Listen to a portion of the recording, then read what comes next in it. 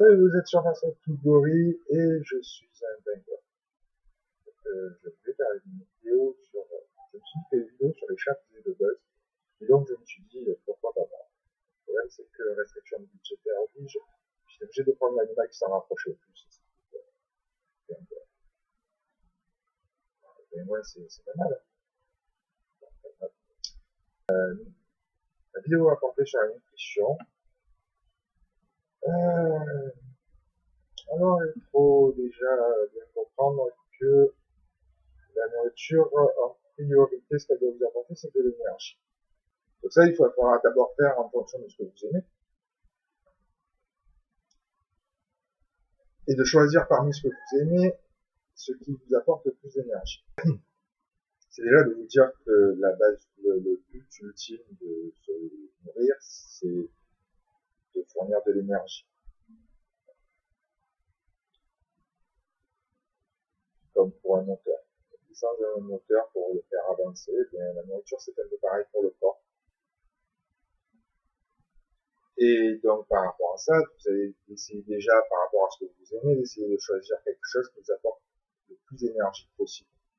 Sans nécessairement vous focaliser sur ce qui vous fait grossir ou pas, en fait. Parce qu'en fait, quelque part, il vaut mieux être un chumeau qu'un obèse. La différence entre le chumeau et l'obèse, c'est que le chumeau se fait grossir avec des choses qui apportent de l'énergie, et l'obèse se contente de manger des trucs qui ont peu d'énergie et à regarder la télé. Il y en a un qui peut bouger, l'autre pas. Donc moi ici je suis pas là pour faire une vidéo sur comment vous devez être dans la vie au niveau de votre forme de corps. Ça c'est un peu à vous à voir. Ça dépend des gens, là où ils se sentent mieux. Donc je dirais ayez le corps où vous vous sentez le mieux.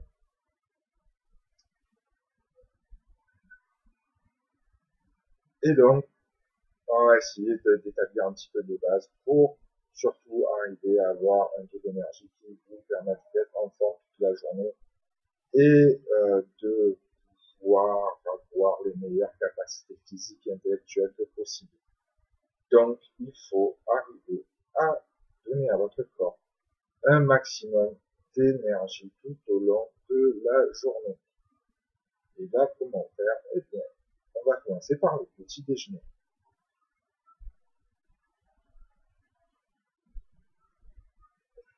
Alors, il faut savoir qu'on est tous différents. Donc, il y a des gens qui réagissent plus aux protéines animales et d'autres qui ont plus besoin de se nourrir avec des fruits et des légumes. Le corps, selon où vous venez, votre génétique, a tendance à plus réagir à la nourriture végétale ou à la nourriture animale, tout simplement par évolution de milliers d'années, par rapport à l'endroit où vos ancêtres ont évolué pendant des milliers d'années. Le bon test, c'est le matin d'essayer tout simplement de manger plutôt des fruits et des légumes, de faire un petit déjeuner avec plutôt des fruits, et de voir un peu comment ça évolue, puis de faire un petit déjeuner le lendemain avec plutôt des protéines, et donc des protéines, du lait, du jambon, des œufs, voilà. Et de voir un peu comment vous allez évoluer dans votre journée. En l'occurrence, quand vous vous sentez le plus en forme, c'est que vous avez tapé dans le bon type de nourriture. Il est possible d'ailleurs que vous ayez besoin de manger des deux.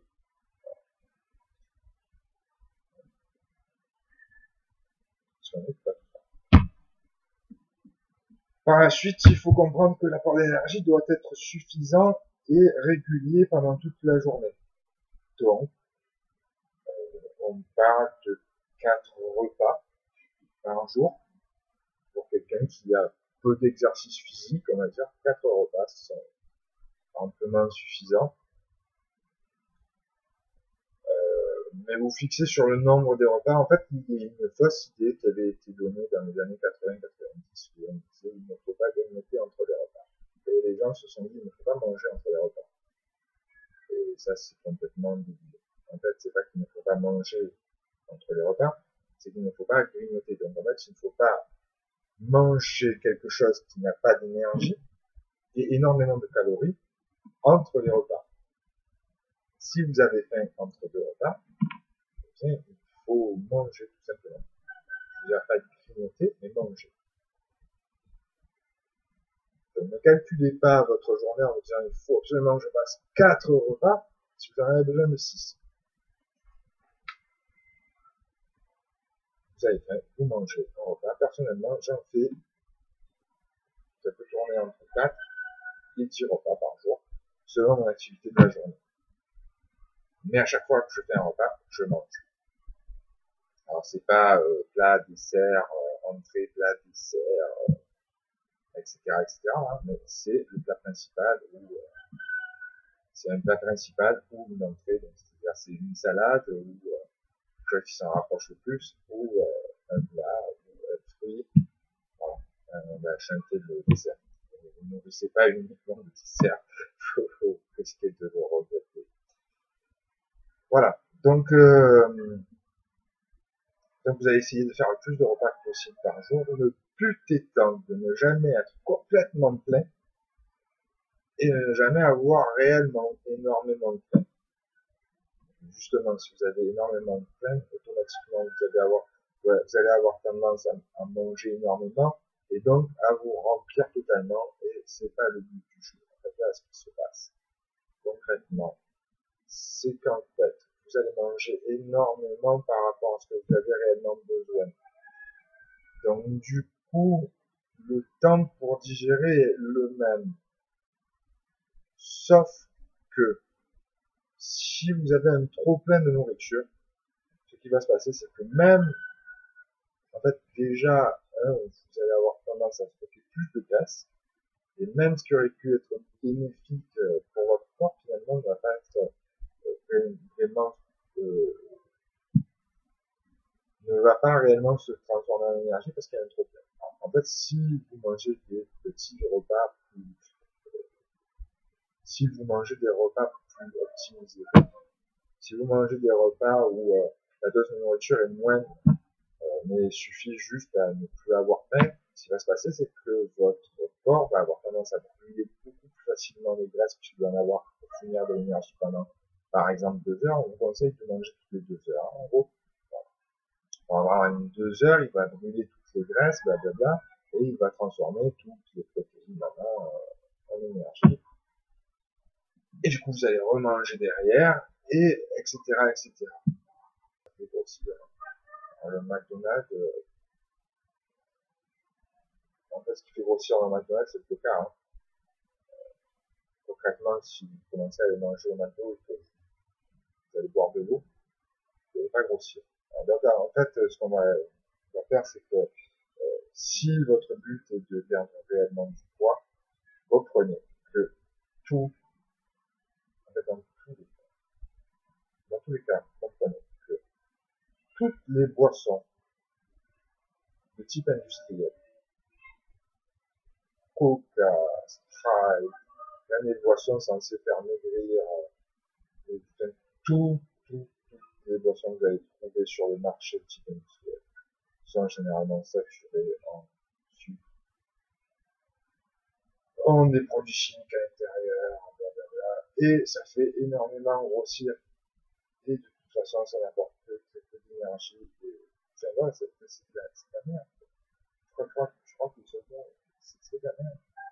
Donc, à la limite, ça veut pas dire qu'il ne faut pas en boire, mais c'est de comprendre qu'à un moment donné, je crois que quelque part de savoir ce qu'on mange pendant la journée et qu'on boit pendant la journée est assez intéressant, même si on continue à le faire, de savoir ce que ça apporte ou pas. Donc, sachez que tous ces produits-là, si j'aurais un conseil à vous donner, c'est de boire que de l'eau. Vous faites votre journée, vous ne buvez que de l'eau. Le café le matin sans sucre, par exemple, d'essayer de faire les choses vous-même et d'ajouter du sucre après. Parce qu'à la limite, vous mettrez toujours moins de sucre qu'un truc fait en industrie. Moi, vous savez la dose de sucre que vous mettez dedans. Par exemple, ma copine est une fanade de mocha, moi aussi d'ailleurs. Et donc, ce qu'on fait, c'est qu'on prend du café, on prend de la crème, et on prend du sucre, et en fait, on ajoute des trucs à l'intérieur même. Alors, bien entendu, ça ne fait pas gagner, mais en l'occurrence, bon, on met moins de sucre si on achetait le truc tout fait, et où il y aurait une quantité de sucre énorme.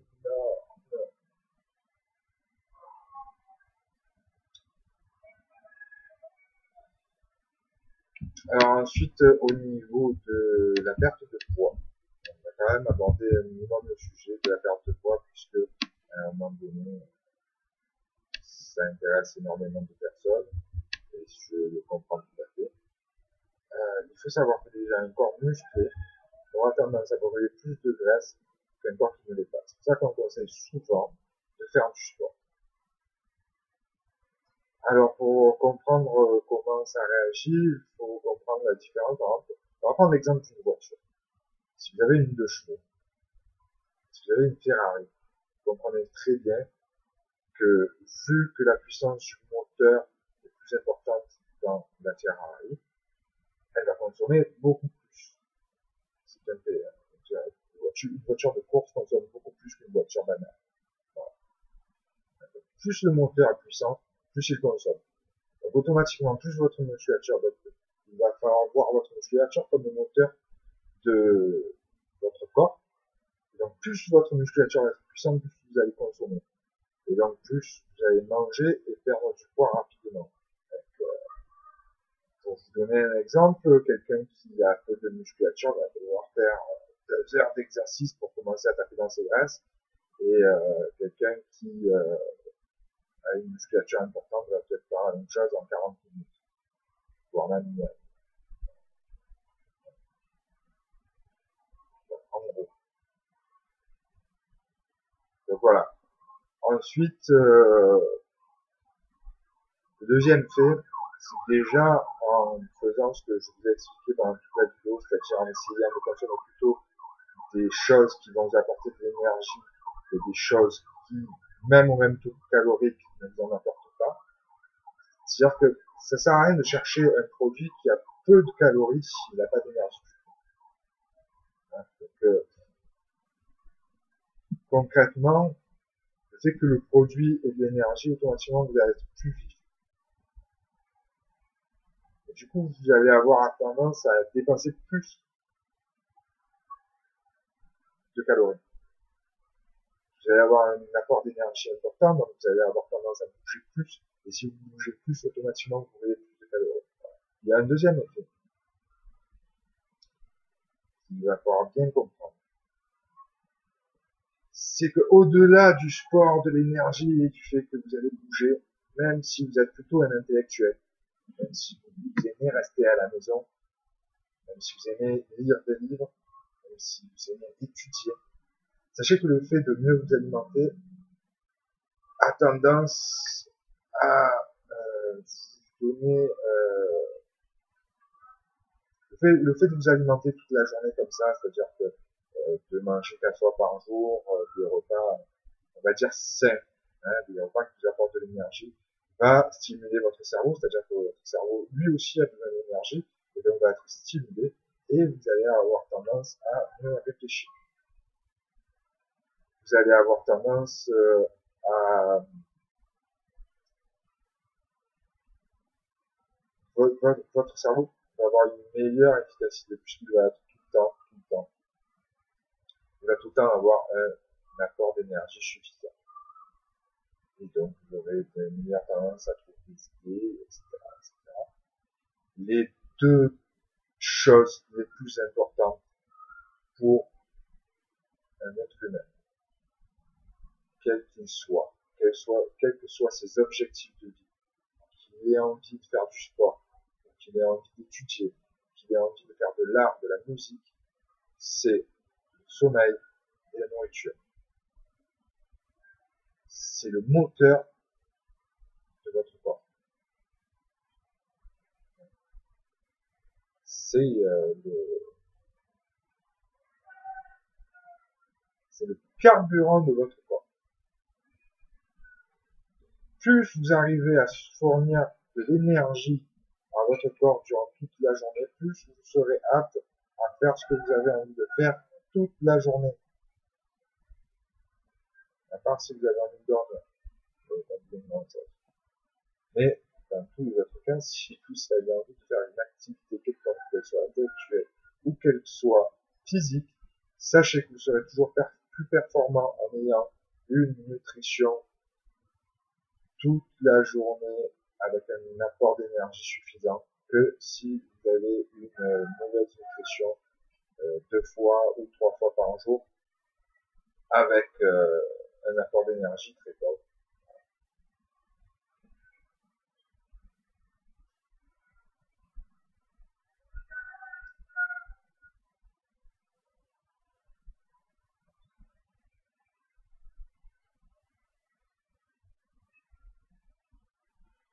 Pour ceux qui n'ont pas le temps de faire des repas,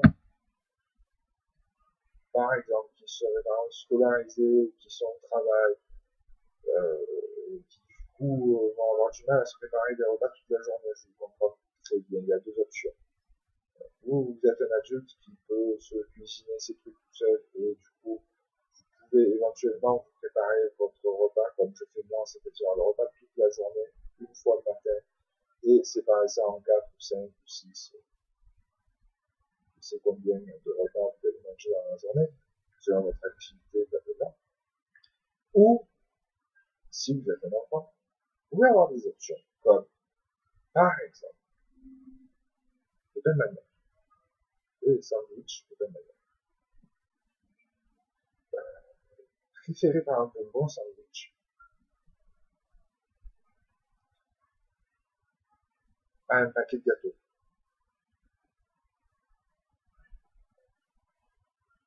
Vous voyez ce que je veux dire? Par exemple, le matin, par exemple, préférez éventuellement, je veux dire, dans vos goûts, hein, aller chercher des choses qui vous plaisent. Et dans vos goûts, mais allez essayer de chercher plus quelque chose qui vous plaît, vous allez avoir un apport d'énergie. Donc, si vous êtes scolarisé, essayez par exemple de, je sais pas, mettons que vous aimez les bananes, ben, essayez par exemple d'avoir des bananes dans votre cartable, par exemple. Bon, après, essayez de pas trop les laisser pourrir non plus, quoi. Donc, si maman met des bananes, il faut quand même qu'elle sache si vous allez les manger assez rapidement, quoi. Donc, voilà. Donc, si vous savez que vous allez manger des bananes à 10 heures, à la première récré, ça vaut le coup de vous mettre des bananes ça. Si c'est pas plus bon, je sais pas autre chose, d'autres solutions. Mais, bon, voilà. Bananes, des petits sandwichs, du club sandwich, par exemple, avec du thon, jambon, fromage, je sais pas ce que vous pouvez aimer, mais je veux dire, en fait, souvent, on se cantonne à des trucs, un peu par habitude, on se cantonne à des trucs industriels, avec peu d'énergie, un par habitude et un par méconnaissance du fait qu'il n'y a pas d'énergie. Donc, souvent, on regarde juste une pub, et puis, on se dit, bon, mais c'est bon, quoi. Bon, j'admets que, effectivement, regarder les pourcentages de ce qu'il y a dans chaque produit, c'est assez ennuyeux et personne ne le fait et personne et peu de gens comprennent réellement ce que veut dire les pourcentages, les chiffres. Alors déjà, il faut savoir que dans un truc, si vous regardez au dos les produits pour savoir exactement ce qu'il y a à l'intérieur, savoir que ce qu'il y a en premier, c'est ce qu'il y a de plus. Donc, si vous regardez au dos de votre produit, qu'en premier, il y a sucre, reposez le produit immédiatement dans le rayon.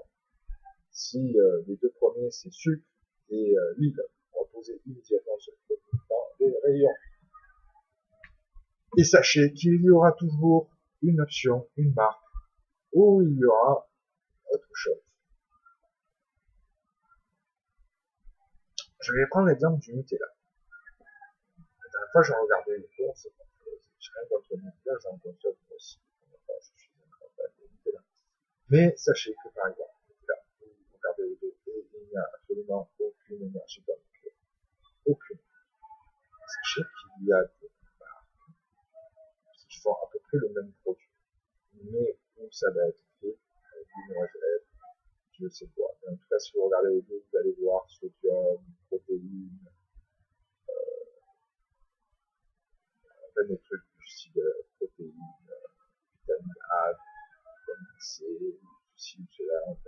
allez avoir au moins l'apport d'énergie de la noisette, quoi.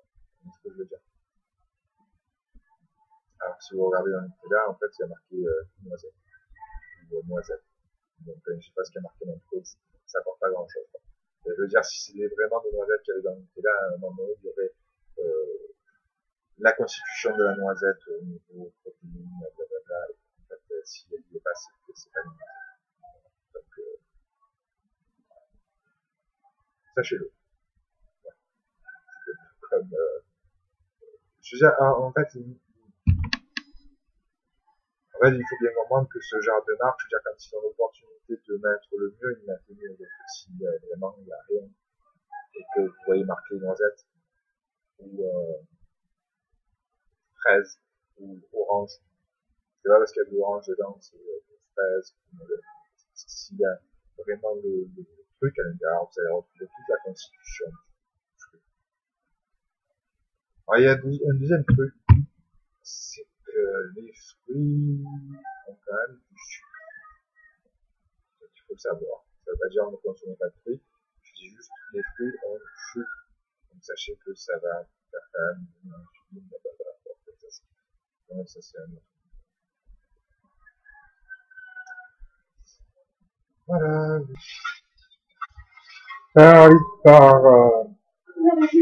Par énergie, j'entends bien sûr protéines, vitamines et tout ce type de choses qui sont essentielles au corps.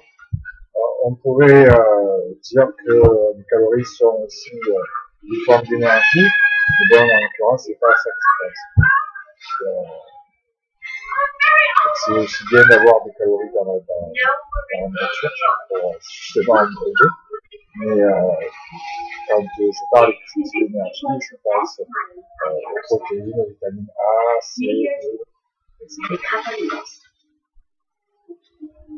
Donc c'était voilà, donc c'était sur cette théorie avec le pingouin. Je vous souhaite des joyeuses fêtes. C'est probablement la dernière vidéo de cette année.